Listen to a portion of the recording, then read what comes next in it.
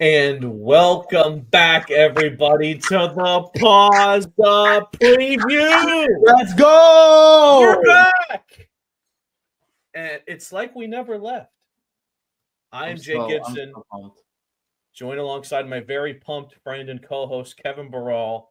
Kevin, we have successfully survived another off season, another almost, but months have gone by without college football, but now we're back as the FIU Panthers are set to welcome in the Bethune-Cookman Wildcats to Pitbull Stadium on Friday night under the lights. It's going to be an absolutely fun time. Kev, just let everyone know this was pre-recorded all the way back on Tuesday, August the 26th. And if you don't recall, on that day was the media availability for Coach Simmons alongside the Coach Simmons show over at Twin Peaks Doral. So, Kevin, football has been on our minds the whole flipping day.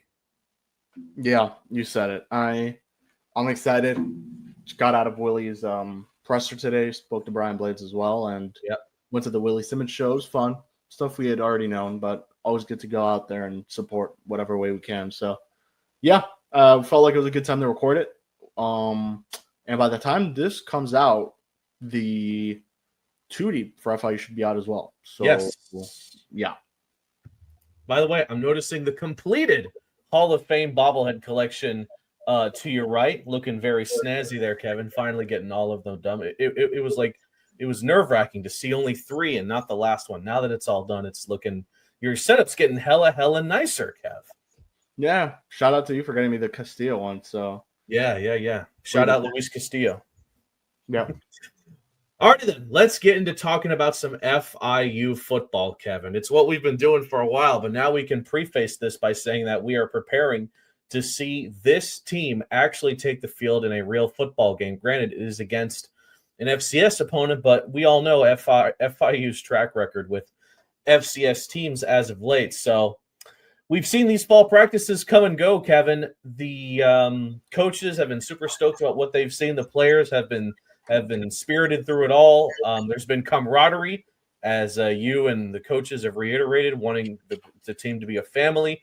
Now we get to see what it's all going to turn out. What do you make of the fall practices now that we were all said and done with those? Yeah, it was very competitive. I think that's the biggest thing. I think that's something that was noted throughout fall camp. And the other thing that was really noted throughout fall camp was really just becoming the closest team in America. And I think that Willie noted that. I asked Willie about it, well, I guess, quote unquote today, but, back on Tuesday. And he said that he feels like they made quite a bit of progress on that. So it really just goes to show how well this fall has gone, it's not always about football. And I think a lot of people don't get that. Like, you have to set a foundation. You have to set a culture. Thankfully, some sort of foundation was already set, and thankfully you have a couple of returners to keep that going. But they really needed a culture change, and I think they got it. And the guys are talking about how competitive, how fun. They have the 7 Fs. One of those is fun. One of those is family. And I think they really have emphasized those two quite a bit. Mm-hmm. And I think the other ones will be emphasized week 1 on Friday. Energy. That was the big name of the game during those fall camps. Even Willie Simmons basically called Coach DeWitt an old man, but said that he was one of the most energetic guys out there during practice alongside, the usual suspects like Gator and whatnot. So, yeah, I'm glad you mentioned the wide receiver position. We know about the guys who could be blocking for Keyone, but who in all likelihood is going to be the breakout player at the receiver position for FIU? It seems like every year there is a receiver, or in some cases 2 receivers, like last year with Dean Patterson and Eric Rivers. There's at least 1 or 2 receivers that just kind of blow everyone out of the water and become that dynamic duo that Jenkins relies on. Who has the best chance of becoming that for the Panthers this season? I would say the early answer could be Alex Perry, but there is a lot of depth for a relatively brand new looking receiving core. Who are some of the other guys that you think have the best chances of being one of Lights' favorite targets? One that I'm actually really curious to see what happens is Amari Isaac. He's a freshman. I've heard really good things about him, especially just how good he is at catching the ball itself, like best hands type stuff. So I'm curious to see what that looks like in game. I don't know if he'll actually play right away, but should be we'll see. I think he will.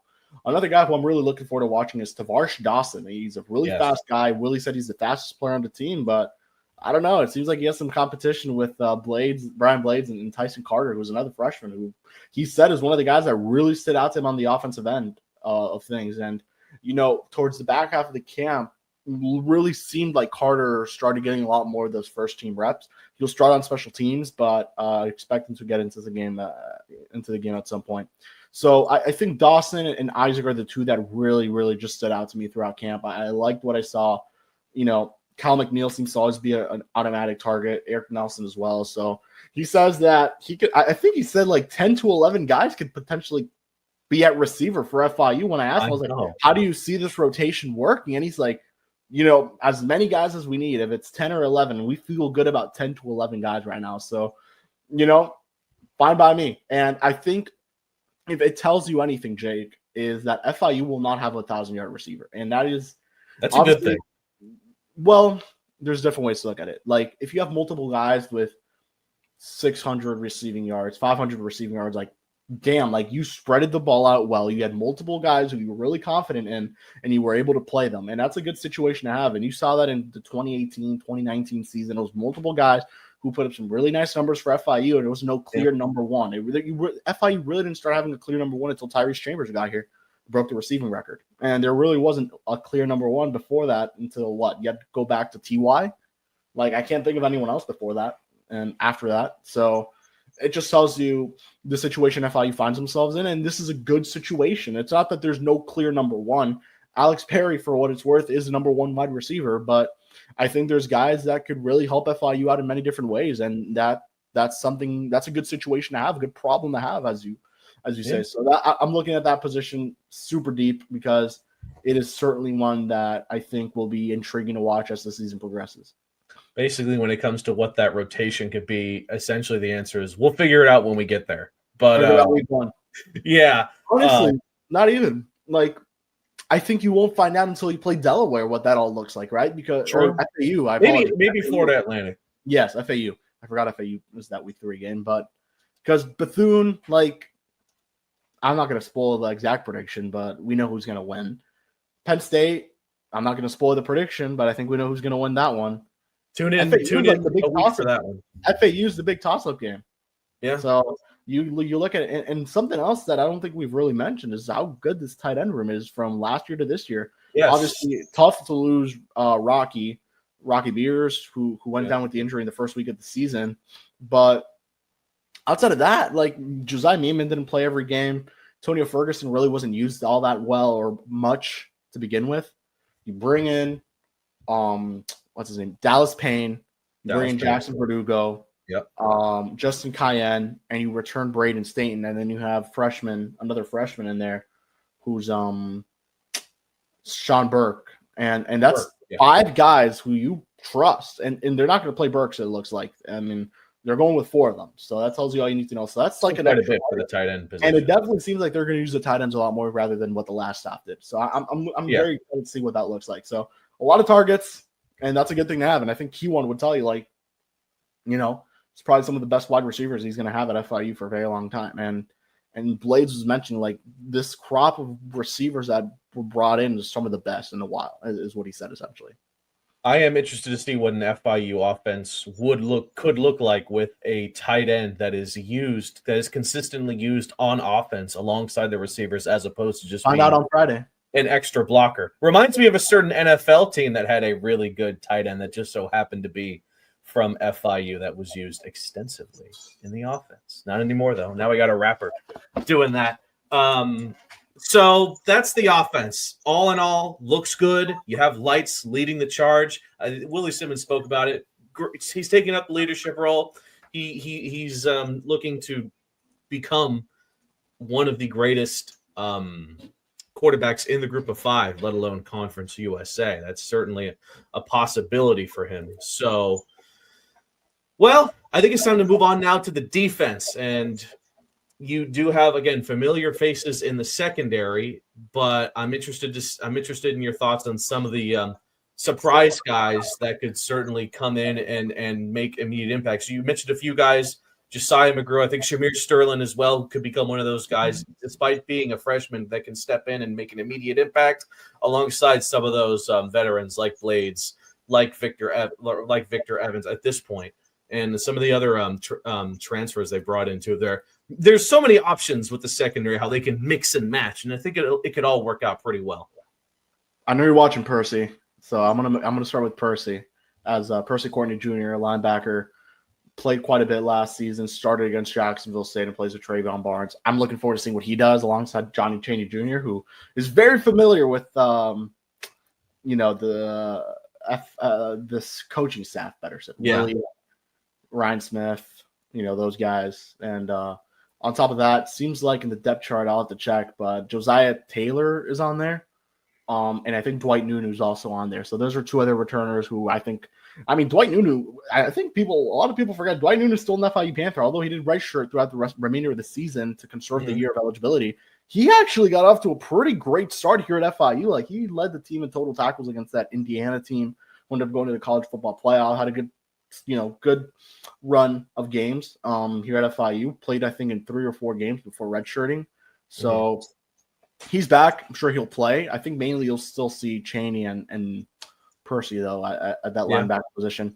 Another position that I have a little bit of concern is the cornerback room, and not in a bad way. It's just like, how are you going to go about things, You have Brian Blades, who you feel good about, should be there. We've heard a lot of good things about Ashton Levels. Victor Evans, after a really strong spring, I feel like he's had a little bit of a quiet fall, and I don't know how much of that is just so much rotations. G7, Javion Celestine, another guy who really came on in the fall and had a nice camp and looks to be a guy who could really guard the slot receiver for you. Bobby Sala Jr. playing the nickel position a lot more, and I think he did crack the 2 deep as well. So I'll have to look for it. But that's definitely a position, not of concern much, but more questions than answers. And I think that goes for the safeties as well. Like, what Josiah McGrew did in the fall, will that translate to what you did to games? And you have a pretty good opponent to do it against, I'm not gonna lie to you. But the Bethune-Cookman Wildcats, they play in Daytona Beach. They are a member of the SWAC, or the Southwestern Athletic Conference, which is kind of weird. Are they also the MEAC, or is that a different conference? That's a different conference. They play in the SWAC, which consists primarily of HBCU colleges, though it's not really a Southwestern conference at all. It's basically the SEC of HBCUs, geographically speaking. It's a lot of familiar opponents in the area, especially if you're head coach Willie Simmons, considering he spent time here over at FIU, over in Tallahassee, as well as over here at Prairie View A&M. But obviously there's I'm sure most college football fans, or even casually, are familiar with, say, Jackson State right here. It's actually a very competitive conference that's good geographically, full of HBCUs. Some great talent has come from this conference, historically speaking. And Bethune-Cookman, well, there wasn't a whole lot of talent last season. They went 2-10, 2-6 in the conference. Both of their wins came against Mississippi Valley State and Grambling State, which was an exciting battle there. But plenty of turnover from that team to the next, and basically it's going to be a fresh slate for the Bethune-Cookman Wildcats. And Willie Simmons talked about it at the presser. Bit of nostalgia for preparing to take on this team again, as he did all those years ago at FAMU. I'm interested to see what they could bring to the table. Yeah, man, I'll let you find that clip. I thought that was actually a pretty great quote that he gave you there. Bethune thought it would be Cameron Ranson, I think is how you say it, starting at quarterback. He was preseason all-SWAC second team, everything like that. But no, it'll be Arkansas State transfer Timmy McClain starting for Bethune-Cookman. Spent some time at USF, UCF, actually played quite a bit at those schools. So, that'll be an interesting guy. Malik Huggins is our wide receiver, top guy at that position last year. Well, that's enough talk about Bethune-Cookman from us, but we do have an expert to bring in to shine some more light on the Wildcats is none other than Scotty of Off Script TV. He does an amazing job over there talking about HBCU football. Some of you sickos of the Paws podcast might remember when I was a guest on Off Script TV not long after Willie Simmons was hired. Yeah, not long after he was hired. Those two white boys. Yeah, those two white boys. But no, he's just awesome work, dude. Awesome work with the HBCUs. I follow his stuff. Had very knowledgeable. Phenomenal interview with Willie. We appreciate him for helping us too. He was a big part of why we got Willie. So yeah, so very knowledgeable about the HBCU. So let's move on over to Scotty of Off Script to get us familiarized with those boys from Daytona Beach. And welcome everybody. We hope you're enjoying the Paws Up preview thus far. Now it's time to get into some Bethune-Cookman talk, and who better to bring on than Scotty of Off Script TV. How are you doing, my man? It's been a hot minute since you had me on your show, not long after Coach Simmons got hired. Yeah, listen, it feels like a whirlwind. You know what I'm saying? It came, and now we're here. Willie's first game as an FIU head coach, man, a G5 guy. I'm excited. And playing the HBCU first game. That's dope. Yeah. I think that does mean a lot to Coach Simmons. Talk about a little bit of nostalgia.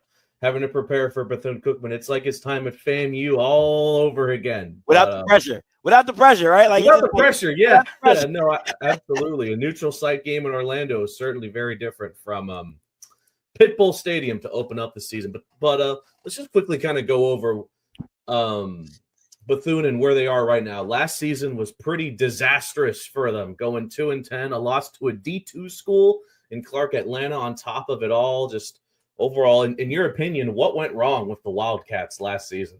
It's what's been going wrong with the Wildcats for the last few seasons. The coaching staff, to me, isn't really that great. I've always called him Little Bill. It's not the best. Talent-wise, it's not like they're not talented. It's just in the space of where we're now, if you don't have a quarterback and you don't have an offensive-minded guy that can really help your quarterback out, you're going to be in some situations to where you can't score points, or your defenses are just on the field too long, and they get ran down as the year goes along, as well as the game goes along. And now you see those 30, 20, 25, 24 point games, and you're still scoring 12, 13, 14 point games. But last season, they were always in games in the first half. And then in the second half, teams would pull away, and they lost a couple games by one possession games and things like that. So, Bethune is not a void of talent. I think they're a void of good coaching. That's my personal coaching. That coach they have, he's been with Wildcats, I want to say, for about 3 or 4 seasons now, Raymond Woody Jr. So you feel that's where it really stems for Bethune? Absolutely. I think Raymond Woody is like a rebound hire. You're dating a girl that you really want, and then she breaks up with you, right? Because that's what Ed Reed was. Ed Reed was the guy they really wanted, right? Everybody was expecting this to happen, and they had their little fisticuffs. So Ed Reed leaves, and now you're like, I gotta find somebody. There's your rebound, right? He's a former graduate. He's a BCU alum. He's been with Willie Taggart. That's like Willie Taggart's right-hand man. So he's just like, okay, cool. Like let's roll with him. And you probably had the worst losing span in the past 100 years of the program. Like, you know what I'm saying? So you're talking about from when Terry Sims left to now, they've won like 9 games in like 3 seasons. You know what I'm saying? Yeah. So to me, it's just been disastrous. The hire was disastrous. Letting Ed Reed walk out the door was disastrous. And now we're here. Yeah, absolutely. You mentioned not having the right quarterbacks for the job. Now it seems like Bethune has sort of turned things around and have themselves a pretty solid list of guys to go with. You still have Cameron Ransom, who led the team last season, but now you bring in Timmy McClain from Arkansas State, who looks like is going to lead the charge for the Wildcats. You even have Amari Jones, former FIU Panther as well. It'll be nice to see him again at Pitbull Stadium this Friday. But what can you tell us about specifically McClain? It feels like they're going to roll with him. Redshirt senior has already proven that he can play in the group of 5 level. Now he's coming to Bethune-Cookman. What can he bring to the table? Stability. right? Because I mean, that's really what you need at this position. You need somebody that has the experience, that can give you something that can be stable. I'm surprised that they're going away from Cam because of his mobility. I thought they really saw an upside to him. And again, I thought he had made strides going down the season, that he's gotten better and started making less mistakes. But, going with the new kid, has the experience. Again, it goes back to the offensive scheme of what you're asking these guys to do. If you're bringing a guy that does one thing and you want him to do another, can he do what you're asking him to do? Can they protect him? I do not know. They do have a lot of returning offensive linemen coming back. I believe they started 3 redshirt freshmen on the offensive line last year. The running game got better after they started those guys. So, you have that continuity, and the running back that they had last year, the freshman, was outstanding as the season went along. So they have the pieces. Again, they're not a void of talent. Bethune-Cookman is not a void of talent. They're in that Florida area, so they Daytona hotbed of talent. Yeah. But again, I'm going to pitch my hat. I'm gonna die on this hill. The coaching has to get better at Bethune-Cookman. I'm interested to see how they're going to handle this offense, because you brought up their running back. I believe his name is Dennis Palmer, was their top back last season. He's now at Troy, so they lose a big chunk of their running game, but they keep their best wide receiver in Malik Huggins, who led the team with 543 yards. Do you think they had a pretty balanced offense last season, passing and rushing? Do you think they're going to lean more on passing this season, considering they lost their top runner, or do you think they're going to kind of keep that system of having a pretty balanced attack, all things considered? I think when you go with a guy that has experience, you can be more flexible in the passing. You can be more heavy passing, because you're saying, hey, you've done this. You've had your years on your college belt. I don't know if that's what I wanted to call him Lil Bill. That's what Woody would like. I don't know if that's what Raymond Woody would like to do, because most times defensive guys want to run the ball, establish the time of possession, and really grind on the other side of that. I don't think they pass the ball that lot. I think they go back to running the ball, play action, and taking what the defense gives them. I can't see them coming out in spread and just having him throw the ball 25, 30 times. I can't see it. Can't see it.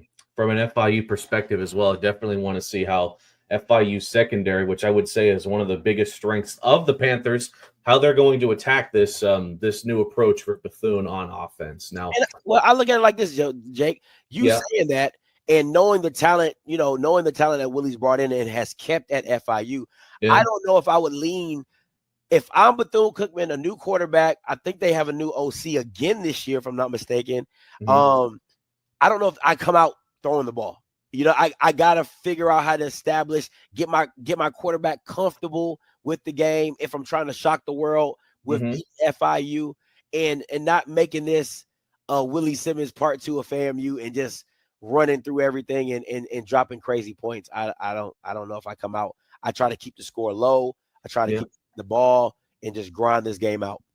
Let's take a break from talking about Bethune for a sec. You mentioned Coach Simmons brought a lot of people from Florida A&M and from a lot of other HBCU colleges. He's very familiar with the talent that those colleges have, and I'd like you to reiterate what makes the talent from these types of colleges special, and why should more Group of 5 and even Power Conference teams look towards these conferences to help build their rosters?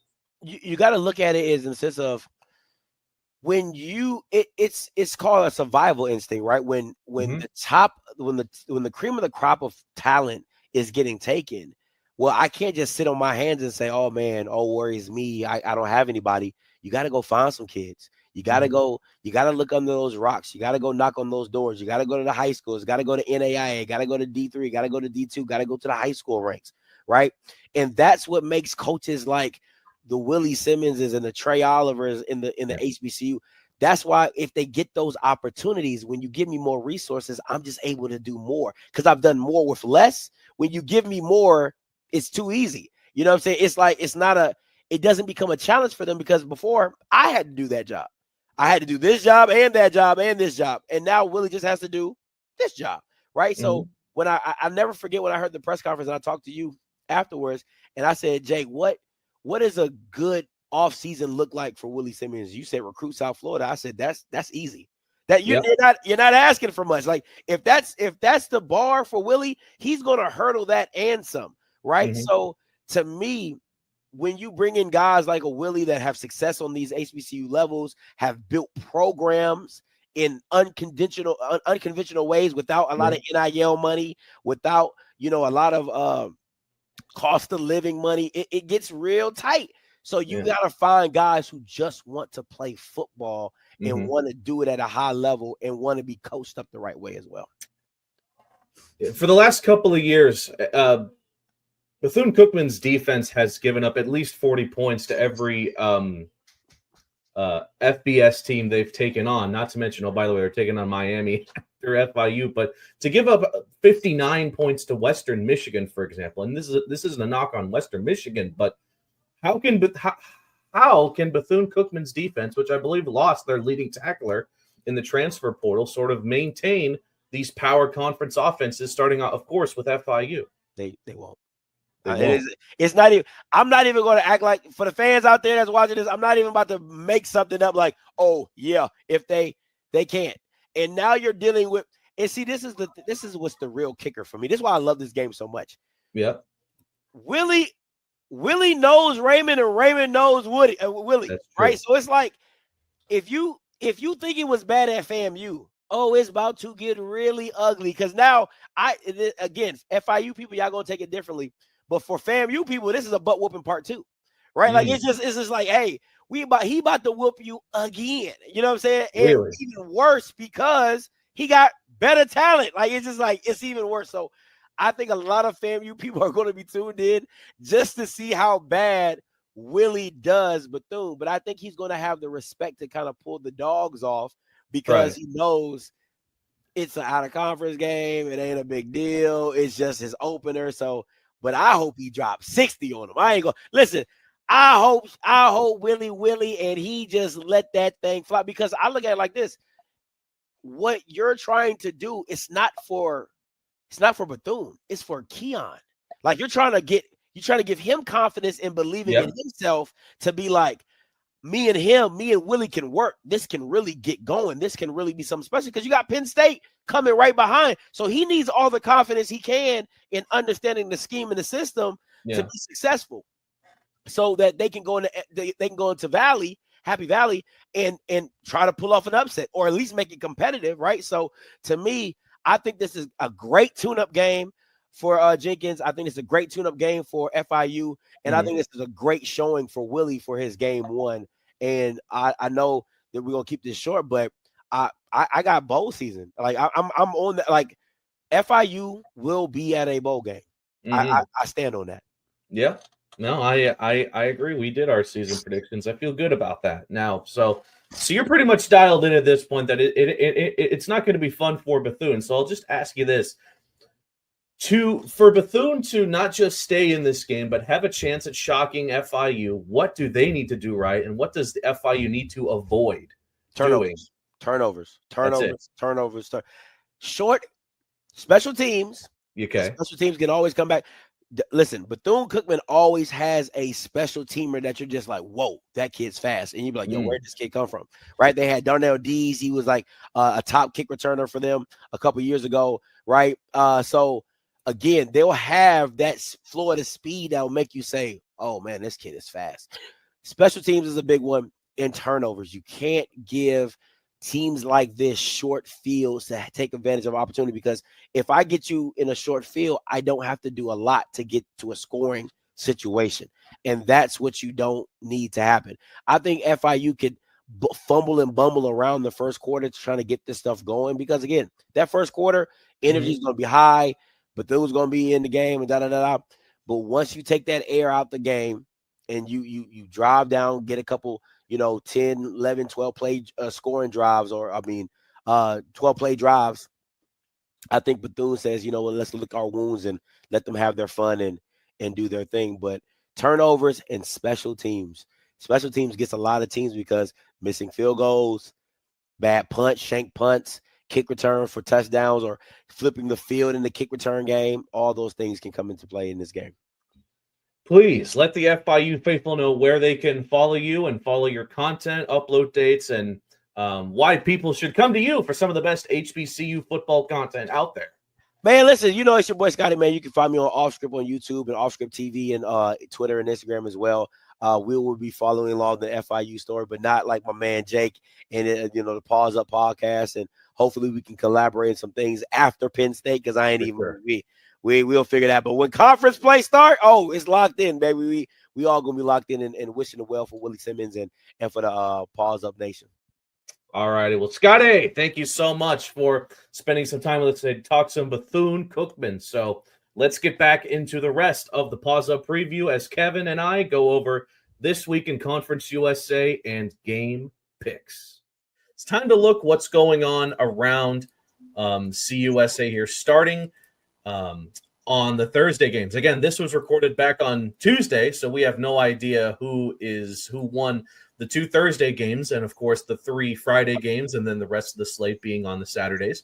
But we'll start off with what I thought would be a really good matchup ahead of time. Jack State heading to Orlando, taking on UCF at 7 o'clock. Now, Kevin, if you showed me this matchup last year, I would have said that'd be really good. One of the top dogs in CUSA going up against a power conference opponent.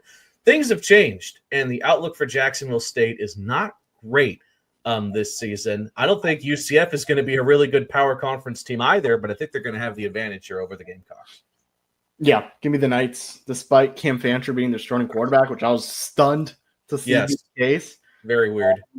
Yeah, I still think this will be somewhat of an interesting game. Yeah. Just because you have Cam Cook at running back for the Gamecocks, you have Gavin Wisnat, who's our quarterback. You still bring back, I believe, Michael Petway at receiver. So they have the couple pieces. Now, they have a brand new defense. It's 19% returning production, which is dead last in all of FBS, and on the defensive side only. So that's going to be a massive wild card. You really don't know what to expect. Obviously, you bring in a coach which is more defensive-minded in Charles Kelly. So that'll be super interesting to see what that looks like. And, yeah, I think it'll be close up until the half, similar to this Western Kentucky game we saw last week. But, yes, the Knights will and should pull away and win over the Gamecocks of Jacksonville State. Next up is the Battle of Delaware between the Blue Hens and the Hornets of Delaware State. Now, speaking of HBCUs, that is exactly what Delaware State is, and they're actually coached by Deshaun Jackson, which is pretty cool. But if I'm not mistaken, Kevin, I think you actually told me this earlier, Delaware State has never beaten Delaware in football before. Yeah, exactly. Never have gotten a win. And first matchup was very long time ago. And give me the Blue Hens of Delaware, and Deshaun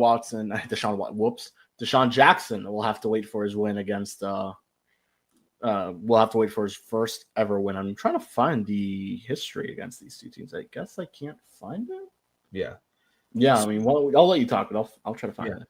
Speaking, you mentioned MEAC earlier, the MEAC conference earlier with Bethune-Cookman. That is the conference that Delaware State is a part of, which is in that sort of region alongside some other teams such as Howard, Norfolk State. 11 all time against Delaware State. Gosh, that is crazy. And it's never been remotely close. Like, first ever game, 07, 44-7. 2009, 27-17. I think that's actually the closest game of all of them. Yeah.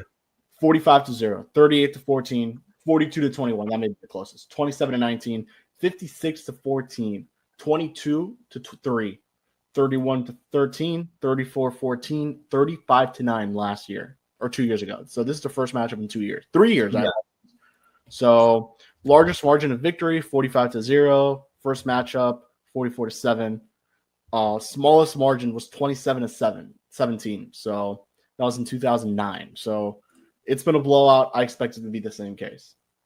Moving on now to the first of the Friday games. It is Kennesaw State taking on Wake Forest, a member of the Atlantic Coast Conference. That's a 7:00 kick, just like the FIU Bethune-Cookman game. Now, we put out a post on the CUSA podcast roundtable talking about what would be the likeliest Conference USA versus Power Conference upset, and this was one of them. Now, Kennesaw State, in my opinion, has not gotten a whole lot better from what they were able to do last season, which was not that much, except for one game, which I don't want to talk about. But I don't know. I don't even think Wake Forest is one of the higher tier Power Conference opponents, but they're at home, and I think they're significantly better than Kennesaw. I think they avoid the upset here. I'll take Wake Forest. Yeah, let me find this real quick, because Kennesaw State returns 73% of their production, which is number 5 in all of FBS. So it's Clemson, Arizona State, Illinois, Texas Tech, Kennesaw. So tells you, a couple things there. 69% of their offense is back, which is 24th in FBS. 78% of their defense returns, which is number 3 in all of FBS. Now, with that being said, I am not taking Kennesaw State. I will definitely be taking Wake Forest, but I would not be shocked. And that would be a pretty great win if you're Kennesaw State. Third win against an FBS opponent, first ever win in program history against the Power Conference team. You will 100% take that. And it's not like Wake Forest is any good. So Wake Forest is actually one of the worst, I would say, Power Conference teams in the country, right? Like, it's got to be down there. Like, worst definitely in the ACC, got to be down there in the ACC. Yeah, I think Kennesaw State has a really good shot to pull off the upset, and they have the right guy to do it. Moving on now, we'll obviously save the FIU game for last. Sam Houston State is going to welcome in UNLV in the final game on Friday. That's going to be at 9:30 p.m. East Coast. Now, we saw how UNLV kind of sort of struggled against Idaho State, but there are two things wrong there. Idaho State is a pretty good FCS team out of the Big Sky. At least they certainly look that way against UNLV. But even despite struggling, UNLV's offense still looked really good and looked like something that I don't think Sam Houston's defense is going to be able to stop based on what we've seen from how they were not able to stop Western Kentucky. UNLV, that was a rough start. I still think they're a very good Group of 5 program. I'm going to take UNLV on the road. Maybe the fact that this game is going to be in Houston could play into the Bearcats' favor here, but I'm still going to take the Rebels. Yeah, I'm taking UNLV, but very close game. I think it'll be a very close game. I'm not convinced with their 2-quarterback system that they ran the other day. And, yeah, Idaho State is just not a good team. And they played like a pretty good team the other day. Yeah. Saying Houston, I think their offense is pretty decent. They have the right pieces in place. Their defense just doesn't convince me whatsoever. I think they're going to be a far worse team than they were last year. Definitely not going to win. I think it was 10 games. They're not winning 10 games or 9 games, whatever it was. Phil Longo, I think he's a fine coach. Don't think he was the greatest choice for that job. Again, familiarity with the program definitely helps. And I think that'll be a longer-term rebuild than people think. And I wouldn't even go rebuild. I think they'll win a couple games. I think they'll be a solid team, maybe even make it another bowl game. But to say they'll be, 3rd or 4th on the confidence index, which was what they were voted as, or as high as they were voted in the conference, in the media conference USA preseason poll, is insane to me. I don't think they're the greatest team in the conference. They're not the best team in the conference. But with that being said, UNLV will win. It'll be a very, very close game. And I would not, again, I feel like I'm saying this for all the games, but like week 0, week 1, you have to say this. I wouldn't be shocked if Sam Houston wins. Not mad about it.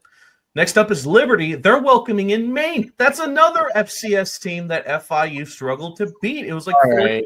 Like, the next 3 games, give me the CUSA team. Well, yeah, I agree, but I still need to formally. You can mention it, but give me the CUSA. This is a 4:00 kick, by the way. This is the first Saturday game. It's a 4:00 kick. Maine is part of, in football specifically, the Coastal Athletic Association. It's the same conference that Delaware was in before they left to join CUSA. It's Monmouth was in that one too. Monmouth is in this one. Bryant is in this one. No, other teams like Stony Brook, Campbell, it's like a bunch of Northeast schools, essentially, like in the New England area. Hey, maybe we play Campbell next year. It looks like we're playing a lot of those FCS teams up there. Yeah, like teams from that area as well. Yeah, I'm taking Liberty. And then, like you mentioned, next up, Middle Tennessee, 7:00 kick. They're taking on Austin P. Austin P is a member of that brand new conference, the United Athletic Conference, which is a merger of the Atlantic Sun and the WAC in football specifically. But yeah, these teams tend to play a lot. It's not just FIU. These are just schools that in FCS that the Conference USA teams play a lot. And generally speaking, they do pretty well against, and there's not going to be any shock here. Yeah, I think we're both on middle.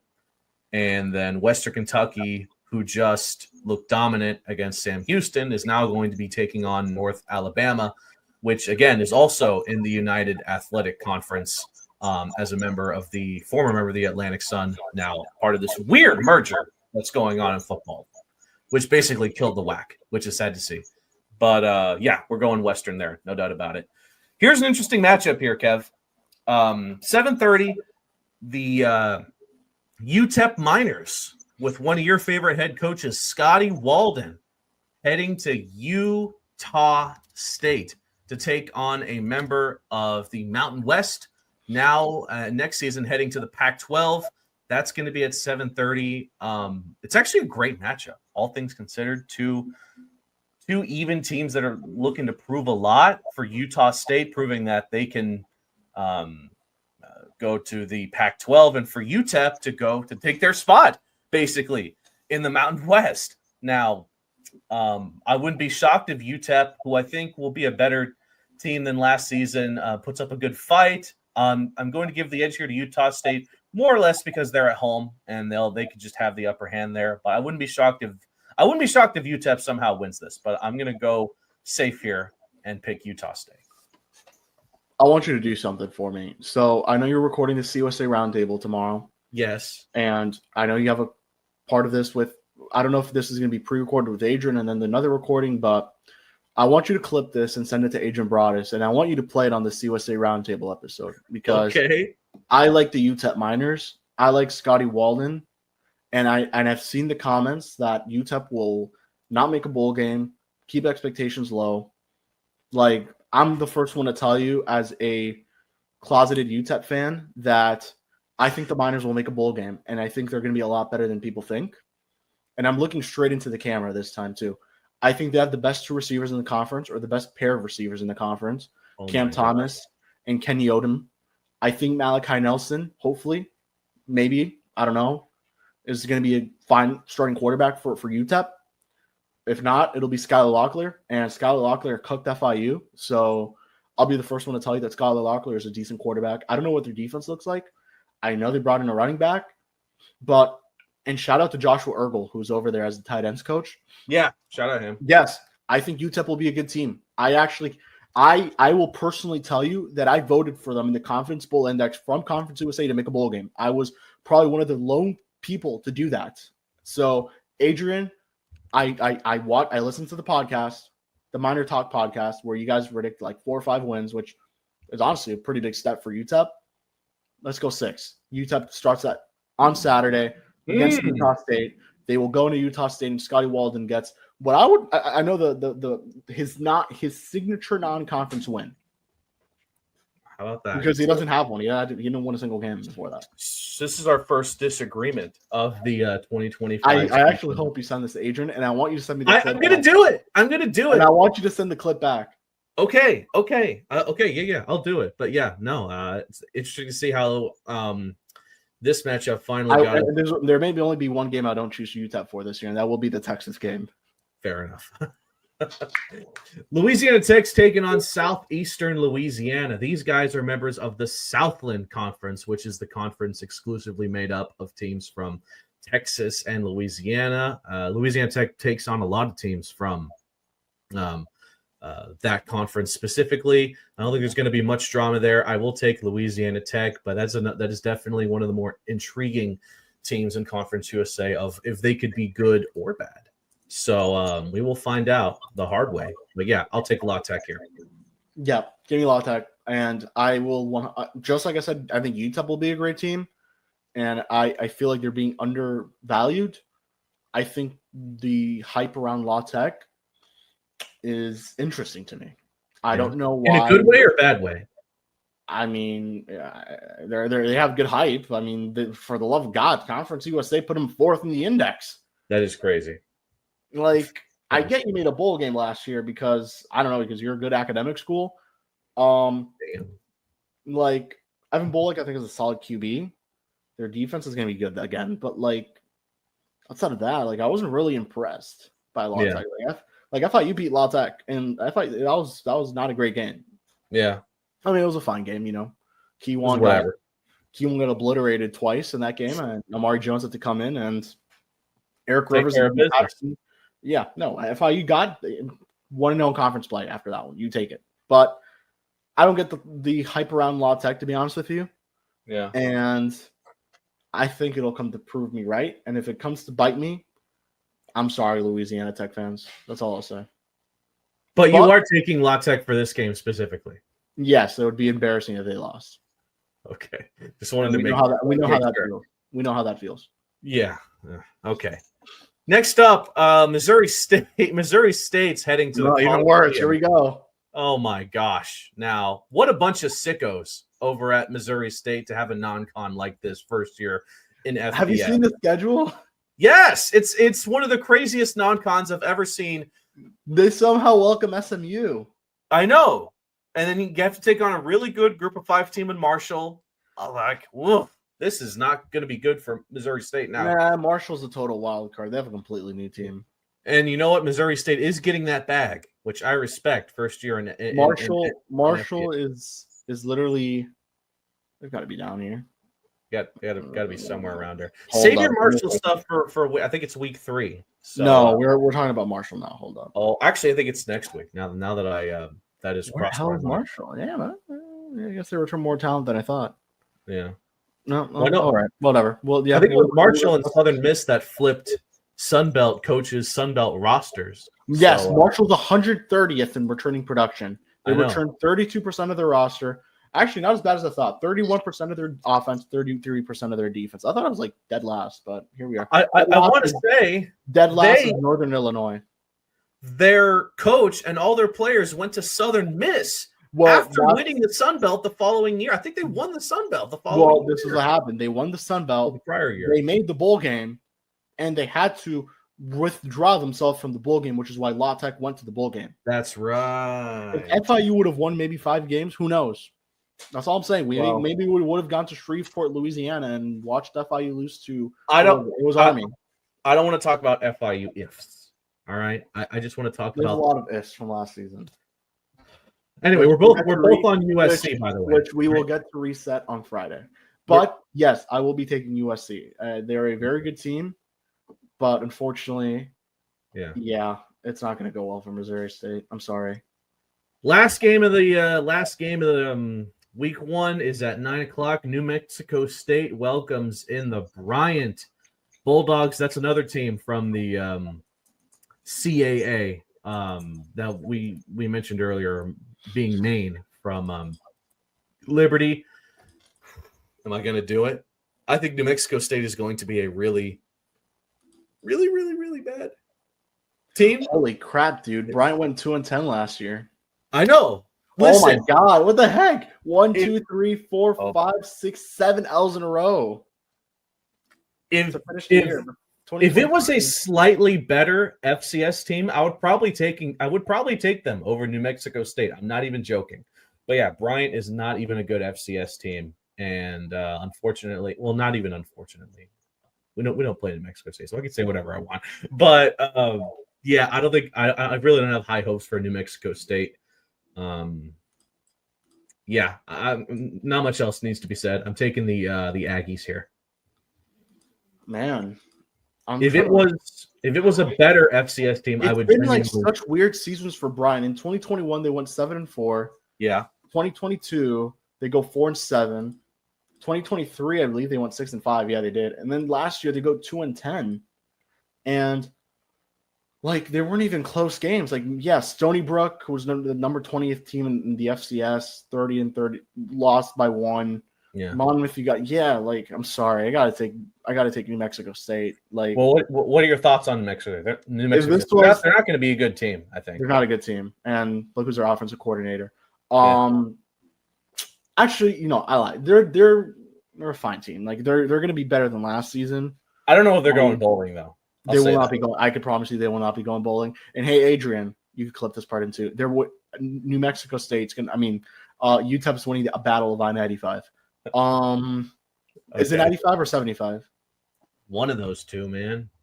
I'm too East Coast to understand that. It's 10:43. They'll win the rivalry game. Yes, give me New Mexico State though. They will start 1-0. They almost lost to FCS team last year. I'm too East Coast to understand the implications of a West Coast.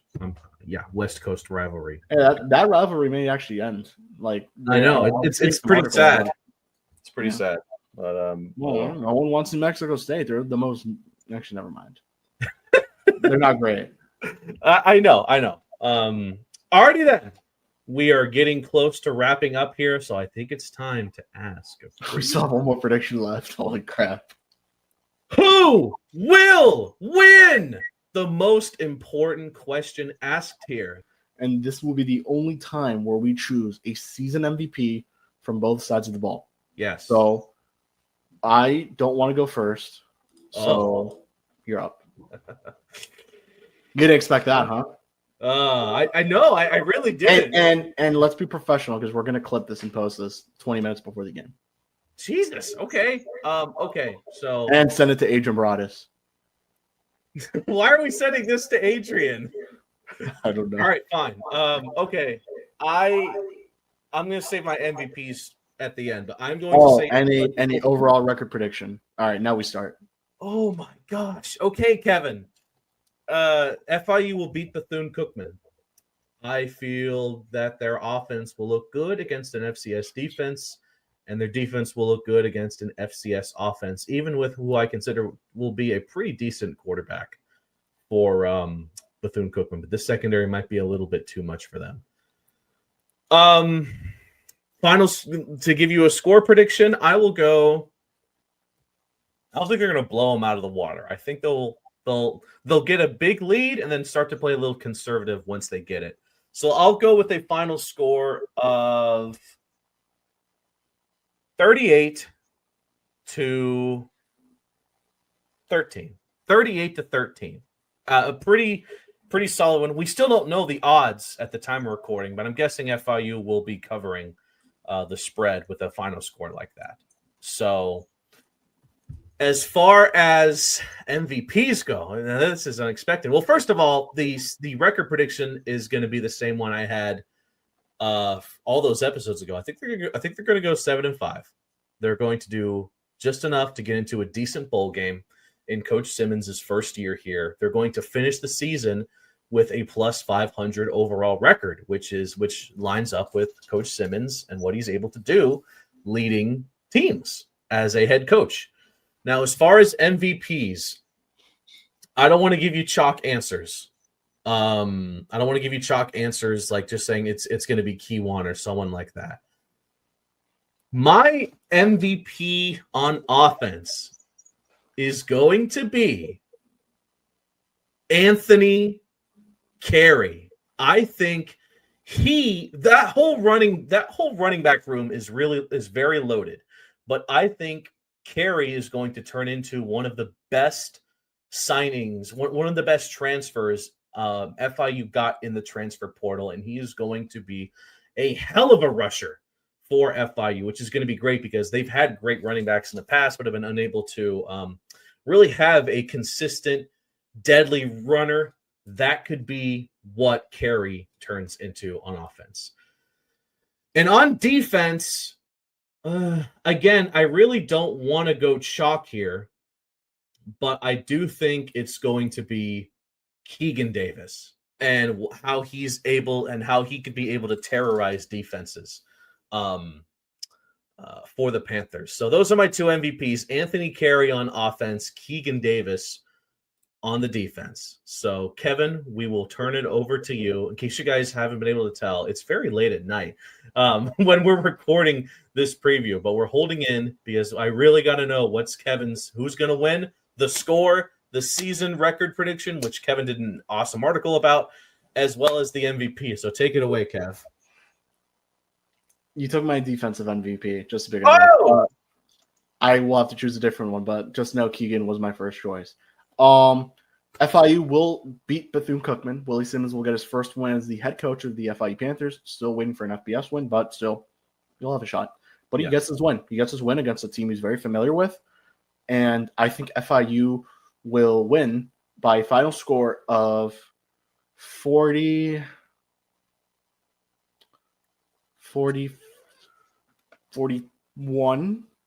to 17. And that's pretty great, honestly, when you think about it. I would feel pretty good about that. 7-5 record. I think best case you're looking at 8-4. Worst case you're looking at 3-9. Then offensive MVP.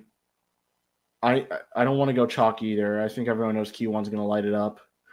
I'm going to go with Savarish Dawson will be my offensive MVP. Hopefully, Willie Simmons and Jelani Barros are watching this and make that happen for me. My defensive MVP is going to be Kenton Simmons. They've been very high on him for. Actually, no, I lied. Josiah McGrew is my defensive. You know what? Shout out Kenton. All right, Simmons. Kenton. So shout out Kenton Simmons, but Josiah McGrew is going to be my defensive MVP. The hype is there. The hype is real. I want to see it happen. I want to see that translate. I want to see him play quite a bit, and I think he will. And they're going to give him a shot. Josiah McGrew is going to earn at least 2 Defensive Player of the Week awards, and I will make sure that because I vote for that, and I will make sure he's also a part of the Freshman of the Week, which is a new thing Conference USA is adding, by the way. So they're adding Offensive Lineman of the Week and Freshman of the Week, and I'm very confident that Josiah McGrew will earn the Freshman of the Week at least once or twice. So I'm looking forward to that. He has a good shot at it this week against Bethune, rack up some tackles, and Paws up, baby, because we're going all in. I'm super pumped. And I cannot wait for the Willie Simmons era to officially begin on Friday night. And we will be there having some Jersey Mikes, having a good time, watching some football in person. I'm pumped. And then we get to watch a nice slate of Saturday games. Yes. By the way, quick mini prediction. What's going to be the color of the Gatorade? Right? Maybe I should say Powerade. They're going to dunk on Simmons after. Yeah, come on. Don't do illegal I'm going to go blue. I'm going to say it's blue. Give me the yellow one. Ooh, like the lemon lime or whatever it is. Yes, I have a feeling they have that weird flavor in there. No. You know what? They're gonna go with the grape flavor, the purple one. I've actually thought about purple. Ah, shoot. Purple. It's gonna be purple. Okay. Let's make sure of that. Yes. Let's make sure of something else, and this is something you all need to do watching this.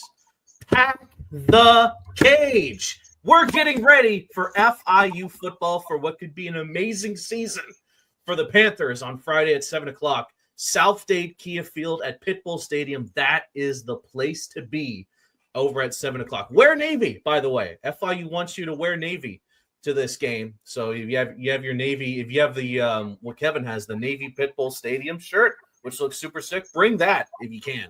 So definitely do that. If you somehow can't make it, it's on ESPN Plus, so watch it that way. Steve Goldstein, Kim Bokamper are going to be on the call. It's going to be super fun. Corey Brooks, and who else on the radio, Kevin? Corey Brooks, Jackson McDonald, Billy Gill will be. That's a crazy lineup. Which is going to be a very fun crew. Yes. So it's just a bunch of Paws Up podcast legends doing. Yeah, 3 of them. Yeah. All righty then. Any final thoughts before we wrap up here, Kev? I mean, my gosh, we're getting so close. I can hardly sleep. Yeah. I think I've said everything I need to say. I appreciate everyone who follows us. We love doing these. Yeah. I'm already looking at 58 minutes, so a lot of this is going to get cut out probably because we, as always, appreciate Offscript for taking the time to hop on and talk Bethune with us or with Jake. Mm-hmm. And, yeah, man, I think there's one thing else to say, and that is Paws up, baby. Let's go.